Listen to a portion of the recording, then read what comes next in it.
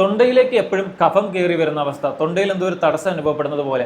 ഇതിന് പ്രധാനപ്പെട്ട രണ്ട് കാരണങ്ങളാണുള്ളത്. ഒന്ന്, സൈനസ് ഇൻഫെക്ഷന്റെ ഭാഗമായിട്ട് പോസ്റ്റ് നേസൽ ഡ്രിപ്പിംഗ് വഴി നമ്മുടെ സൈനസിലുള്ള കഫം തൊണ്ടയിലേക്ക് ഇറങ്ങി വരികയും തൊണ്ടയിൽ വന്ന് എന്തോ ഇരിക്കുന്നത് പോലെയും തടസ്സപ്പെടുന്നത് പോലെയും നമുക്ക് അനുഭവപ്പെട്ടേക്കാം. രണ്ടാമത്തെ പ്രധാനപ്പെട്ട കാരണമാണ് ആസിഡ് റിഫ്ലക്സ് എന്നുള്ളത്, GERD അഥവാ ഗ്യാസ്ട്രോ ഈസോഫേജിയൽ റിഫ്ലക്സ് ഡിസീസ്. അതുകൊണ്ട് തന്നെ ഇത് സൈനസിന്റെ പ്രയാസം കൊണ്ടാണോ അതോ ആസിഡ് റിഫ്ലക്സ് കൊണ്ടാണോ ഇത് വരുന്നത് എന്ന് എങ്ങനെ തിരിച്ചറിയാമെന്ന് ചോദിക്കുകയാണെങ്കിൽ, ആസിഡ് റിഫ്ലക്സ് കൊണ്ടാണ് ഇത് വരുന്നതെങ്കിൽ പൊതുവെ ഇത് ഭക്ഷണം കഴിച്ചതിന് ശേഷമായിരിക്കും കൂടുന്നത്. അത് മാത്രമല്ല, രാത്രിയിൽ കിടക്കുമ്പോൾ ഇത് കൂടാം. അതിന്റെ ഒപ്പം തന്നെ വിട്ടുമാറാത്ത ഏമ്പക്കം, നെഞ്ചരിച്ചിൽ, വയറ് വീർത്ത് കെട്ടുക, അതുപോലെ തന്നെ പൊളിച്ചു തികട്ടൽ, ഇതൊക്കെ അനുഭവപ്പെട്ടേക്കാം. എന്നാൽ ഇത് സൈനസിന്റെ ഇൻഫെക്ഷൻ ആണെങ്കിൽ നമ്മുടെ തലയുടെ ഈ ഭാഗത്തോ അല്ലെങ്കിൽ ഈ ഭാഗത്തൊക്കെ ആയിട്ട് നമുക്ക് വേദന അനുഭവപ്പെടുകയും അലർജി, തുമ്മൽ, കണ്ണു ചൊറിച്ചിൽ, ചെവി ചൊറിച്ചിൽ പോലുള്ള ലക്ഷണങ്ങൾ നമുക്ക് ഉണ്ടായേക്കാം.